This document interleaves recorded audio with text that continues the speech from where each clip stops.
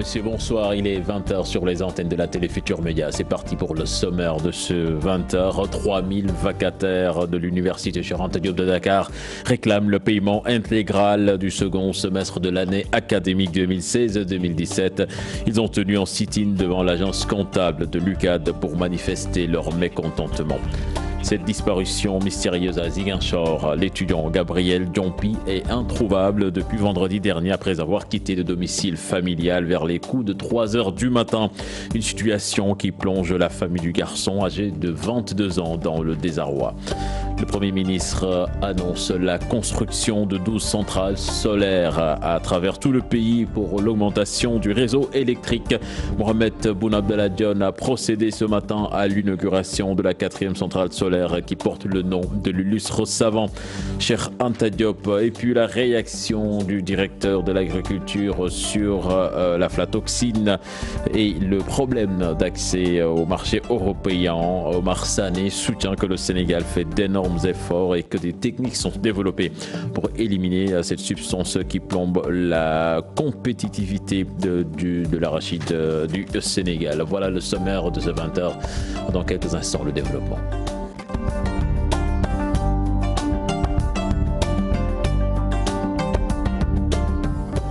Bienvenue à toutes et à tous. Près de 3000 vacataires de l'université Cheikh Anta Diop de Dakar réclament le paiement intégral du second semestre de l'année académique 2016-2017. Une somme estimée à plusieurs centaines de millions de francs CFA. Ces agents qui ont organisé en sit-in devant l'agence comptable de l'UCAD exigent également le recrutement de 200 enseignants vacataires. Cheikh Tidiane Dione, Pape Sangone Bey y était pour nous.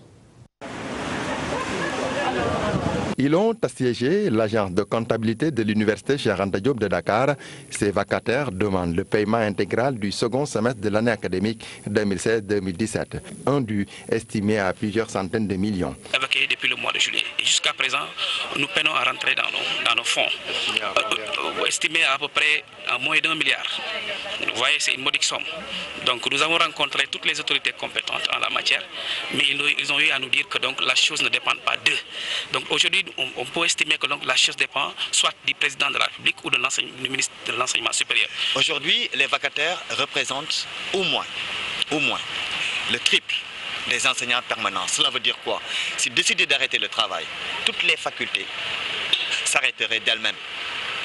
Donc, pour une modique somme qui est due pour le second semestre de 2016-2017. On ne parle même pas de 2017-2018. Inadmissible, incompréhensible dans un pays qui aspire à l'émergence. Selon ces mêmes enseignants vacataires, ils estiment que les autorités nagent à contre-courant. Lançons un appel à l'État. Le recrutement massif est d'actualité. L'État avait promis de recruter 300 enseignants d'affilée. Il n'a recruté que 100.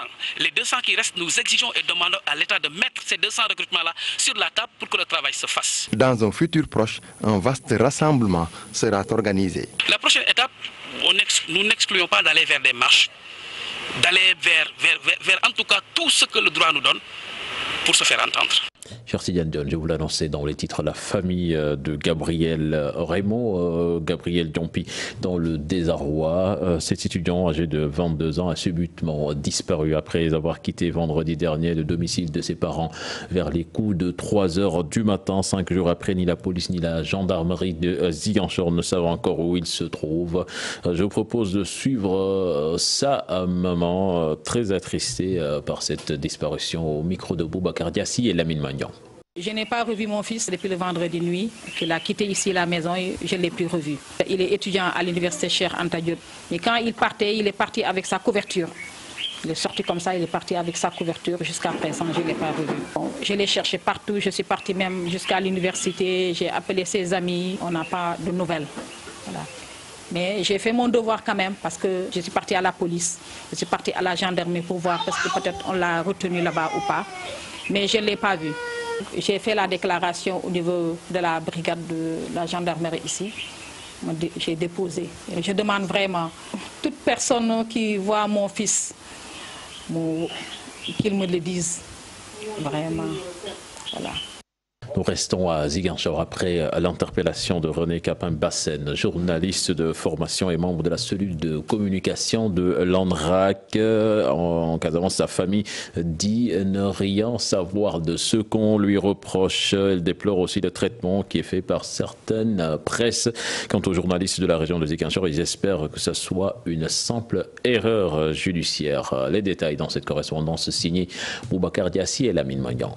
L'interpellation de René Capain-Bassène s'est faite à son domicile familial au quartier Kandjalan de Ziguinchor. C'est presque vers 4 h du matin que quelqu'un a sonné. Ils n'ont pas jugé nécessaire de venir ouvrir et savoir ce qui se passe. Vers 7 h, ça a repris.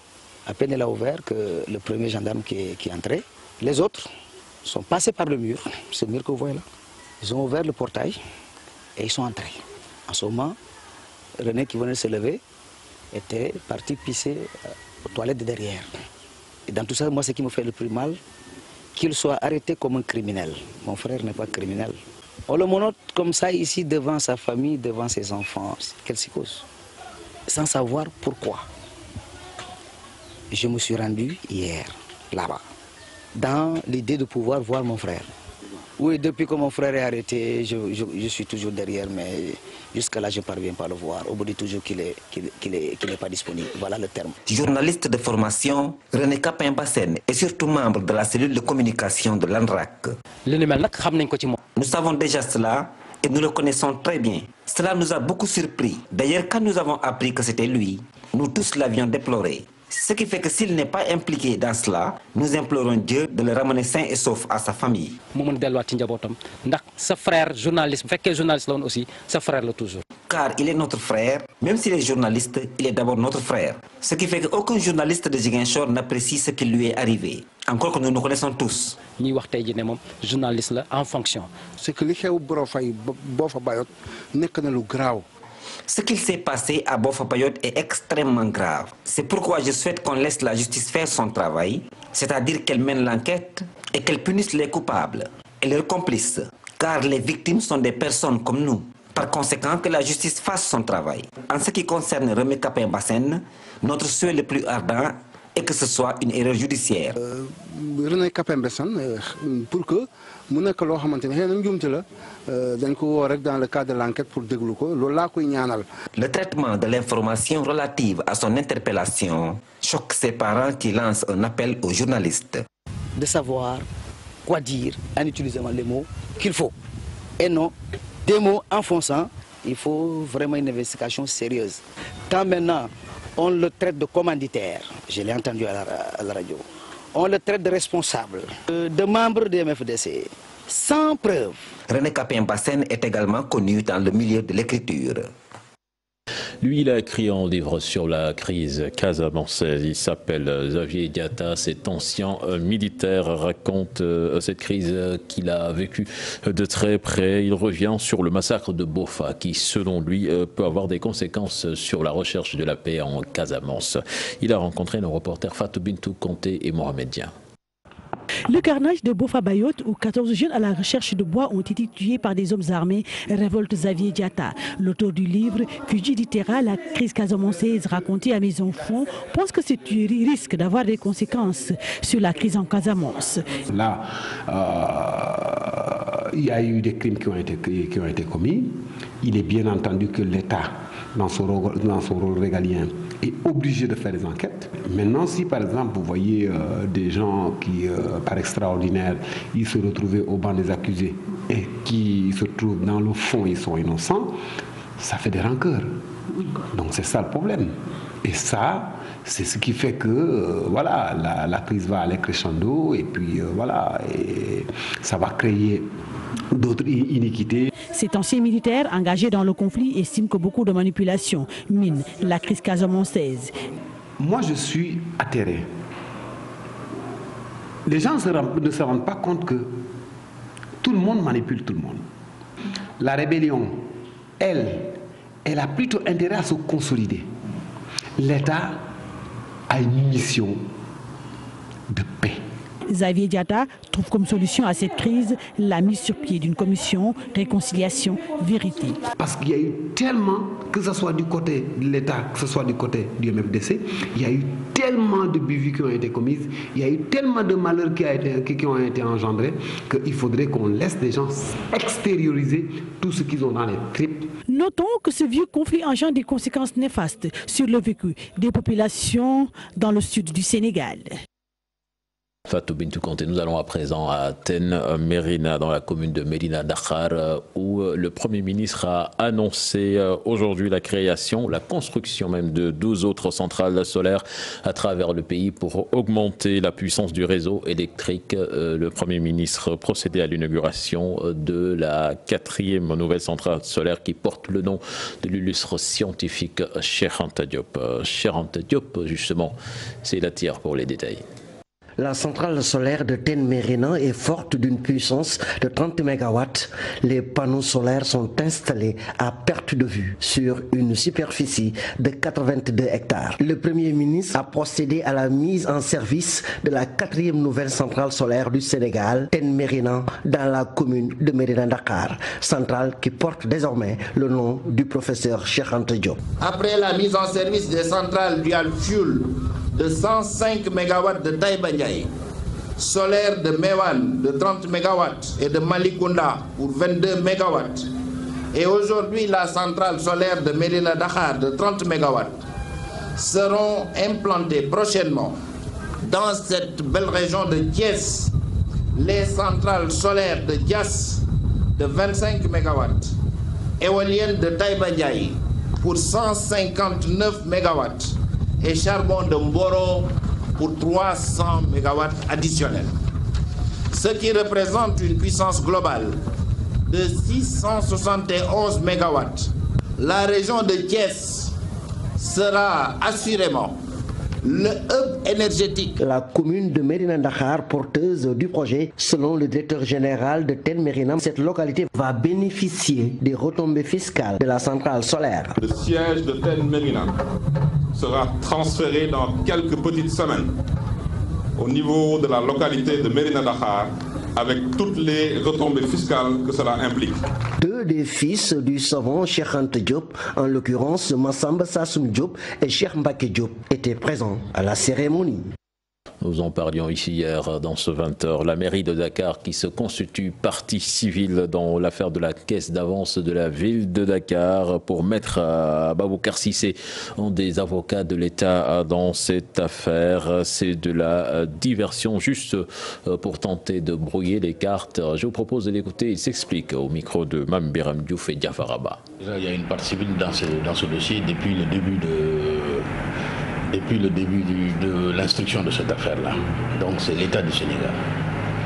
Maintenant, si la mairie de Dakar décide de se constituer partie civile, il appartiendra au tribunal d'apprécier de la recevabilité ou non de cette constitution de partie civile de la mairie de Dakar. Je précise par ailleurs qu'au début de cette affaire, si vous vous souvenez très bien, la mairie de Dakar avait sorti un communiqué dans lequel elle avait déjà annoncé la couleur, puisqu'elle n'entendait pas se construire par civil, ça elle l'avait dit, et qu'elle était même solidaire de M. Khalifa Sall et autres, et qu'elle n'avait subi aucun préjudice.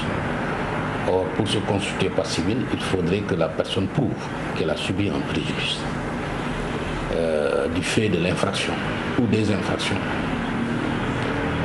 qui sont reprochées aux personnes poursuivies. Donc, il appartiendra au tribunal d'apprécier. Plusieurs parties civiles, c'est possible en droit. C'est-à-dire c'est possible en droit qu'il y ait plusieurs parties civiles dans un dossier. Les avocats de la défense qui portent cette initiative préfèrent se prononcer le 23 janvier prochain, jour de l'audience spéciale. Un peu plus d'1 milliard 320 millions de francs CFA, c'est le budget de la commune de Ouakam pour l'année 2018. En budget revu à la baisse par rapport à l'exercice précédent. 32 conseillers étaient présents pour le vote. Des questions ayant trait au litige foncier dans le village ont été également abordées. Compte rendu signé Habib Faye et Modou Diop. Un budget qui n'est pas atteint dans sa globalité. Le maire de Ouakam dit avoir été lésé. C'est suite au vote de budget de sa commune pour l'année 2018 où une baisse de 126 638 044 francs est notée. Vu nos prévisions, il y a eu beaucoup de ratés, ce qui est fait qu'on n'a pas atteint notre budget voté dans sa globalité. Mais cela s'explique sur des recettes qui ne dépendent pas de nous, tels que le fonds de dotation et d'autres fonds que l'État alloue aux collectivités locales. Sur le fonds de dotation, je pense que la commune a été lésée. Il y a d'autres fonds. Par exemple, le foncier bâti, non bâti, etc., ça a posé d'énormes problèmes. Pour éviter les litiges fonciers, Samba Bathily Diallo préconise des solutions. Nous allons faire des propositions à l'État pour que la commune de Ouakam puisse être bénéficiaire. Parce que vous savez que nous vivons à l'étroit. Nous avons un village traditionnel. Les rues sont très étroites et il y a une seule population au niveau du village traditionnel. En outre, il prône la restructuration. On est en train d'initier une restructuration et une régularisation foncière.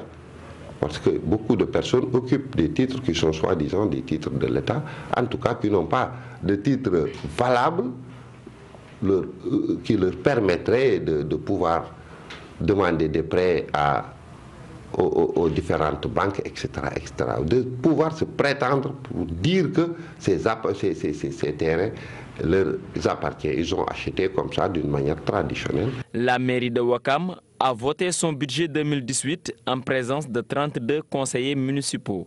Le montant est arrêté à 1 320 168 459 francs. 32 experts des cellules financières membres de la CEDEAO se sont rencontrés à Saly, Portugal, sur les menaces et vulnérabilités relatives au blanchiment de capitaux et au financement du terrorisme. Selon le DG de JIABA, Adama Koulibaly, ces cellules ne disposent ni de la capacité requise ni des outils idoines pour conduire une analyse stratégique efficace leur permettant de remplir cette mission. Je vous propose d'écouter, il est interrogé par Cheikh Anta Diop et Mamadou Gueye. La portée et la qualité des disques d'analyse sont essentielles pour qu'une CRF maximise l'information à sa disposition et remplisse efficacement son mandat principal, notamment l'identification des tendances et schémas relatifs au blanchiment des capitaux et au financement du terrorisme et la fourniture des contributions à la formulation des politiques et à la définition des priorités opérationnelles. Dans le but de combler les lacunes en matière d'analyse stratégique dans la région, le JABA a appuyé les responsables de certaines CRF dans le cadre du programme de mentorat conclu avec les CRF les plus avancés de notre région, en l'occurrence pour l'encadrement des CRF candidates à l'adhésion au groupe Edmond. Vous l'avez certainement appris à travers les médias ou les réseaux sociaux. La rencontre de la loge franc-maçon d'Afrique et de Madagascar à Dakar, une manifestation qui a fait beaucoup de bruit et de protestations et qui est finalement annulée dans les hôtels de Dakar. Les dirigeants préfèrent ne pas en parler. Les clients de leur côté s'en félicitent. Un reportage signé Cheikh Hassan Affal et Pape Sangoné Baye. King Fahd Palace, loin du feu des critiques, non loin de la fraîcheur de la mer. Un calme inhabituel y règne. Le service fonctionne, mais personne à l'accueil. Ailleurs, la polémique suscitée par la rencontre des francs-maçons qui était prévue à Dakar est sujet à débat. Personnellement, je suis contre la franc-maçonnerie. Je ne suis pas d'accord sur le fait qu'ils se réunissent au Sénégal, un pays musulman. Je pense que s'ils ont eu le courage de rendre publique la tenue de leur rencontre à Dakar, c'est parce qu'ils ont eu un soutien puissant. Le refus de l'hôtel King Fahd Palace d'abriter la réunion maçonnique est salué par ses clients. Je suis heureux que l'hôtel ait refusé d'abriter la réunion des francs-maçons. Ils se sont rendus compte que c'était mauvais pour sa réputation. Ils savent que cette rencontre ne jouerait pas en leur faveur car la société sénégalaise n'accepte pas les francs-maçons.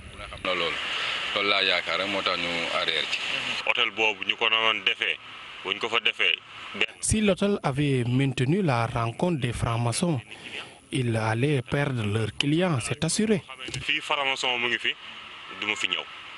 Le directeur du King Fahd Palace, enfin rencontré, nous confiera en off que s'il a refusé la tenue de cette rencontre au sein de son hôtel, c'est pour le respect de ses valeurs, de sa croyance, mais aussi pour être quitte avec sa conscience. Et puis cet atelier national sur l'opérationnalisation de la dérogation de l'OMC, une rencontre à Dakar axée sur le traitement préférentiel accordé aux services et fournisseurs de services des pays moins avancés. Le but est de leur permettre d'écouler leurs services au sein de l'organisation. Nous écoutons là-dessus les explications de Seko Falil Doumbouya, consultant et expert en commerce au micro de Boukandour. C'est un mécanisme qui a été mis en place à l'OMC pour aider la participation des pays en développement dans le commerce international. Ce mécanisme permet aux pays de l'OMC en fait, de déroger à une de leurs obligations fondamentales qui est le traitement de la nation la plus favorisée en vue de favoriser le commerce des services des PMA. Donc le point essentiel, c'est d'être rappeler le mécanisme de base de cette dérogation, aussi examiner les préférences qui ont été données par des membres de l'OMC, évaluer avec les participants dans quelle mesure ces préférences pourraient intéresser le Sénégal.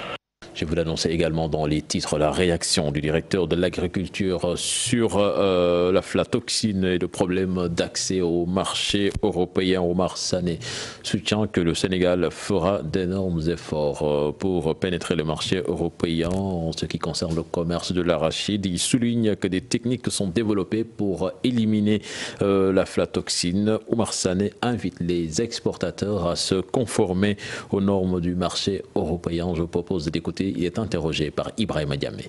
En fait, vous savez, pour ce qui est de l'exportation, il y a des normes internationales. L'Europe a ses normes, l'Asie a ses normes, la Chine a ses normes. Et aujourd'hui, nous avons travaillé avec la Chine jusqu'à être pratiquement le premier exportateur à Chine. Donc, avec des normes bien précises. Si aujourd'hui quelqu'un veut exporter en Europe, il doit respecter les normes européennes. Donc aujourd'hui, le problème de l'exportation ne se résume pas en termes de satisfaction de normes pour pouvoir entrer dans un marché. Le problème de l'aflatoxine, c'est un problème qu'on l'a souvent posé au Sénégal. Mais aujourd'hui, il y a des stratégies qui ont été développées par la recherche. Donc il y a l'Aflasafe qui est là aujourd'hui, développé, donc un produit qui est là, qui est reconnu mondialement. Ça peut diminuer, ce produit peut diminuer donc, fortement la teneur en aflatoxine. Aujourd'hui, donc, quand vous reconnaissez dans le cadre de la contractualisation entre Copéol et les producteurs paysans, Protowel achète le aflatoxine qui met à la disposition des producteurs pour son utilisation. Et les résultats montrent que ça a fortement influé sur la teneur en aflatoxine. Il y a Bamtare qui a été agréé pour produire l'Aflasafe au niveau du Sénégal. Donc pour vous dire que l'État fait tout pour prendre en charge cette préoccupation. À Kaffrine, plus de 50 000 tonnes d'arachides commercialisées dans la région. Le gouverneur de Kaffrine se dit satisfait des opérations d'achat. Il s'exprimait lors d'une réunion d'évaluation de la campagne arachidière. Il est au micro d'Ibrahima Diamé.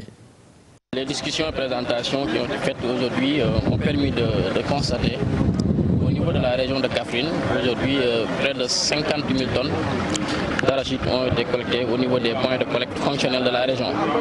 Parce qu'en réalité, au début de la campagne de commercialisation, au niveau de la région de Kaffrine, il y avait 232 points de collecte officiels qui ont été donc fixés pour l'arachide d'huilerie. Donc à ce jour, les 89 points sont fonctionnels. Je pense que sur ces 89 points fonctionnels-là, le travail qui est abattu est un travail remarquable et qui a permis aujourd'hui à la région de Kaffrine d'avoir ces résultats-là. Donc globalement, on peut dire que la campagne de commercialisation 2017-2018 se passe très bien au niveau de la région de Kaffrine. Voilà, c'était le dernier élément de ce journal. Prochain rendez-vous pour l'information, ce sera à 0h avec le tout temps d'image. Excellent suite de programme en compagnie de la Télé Futurs Médias. Au revoir.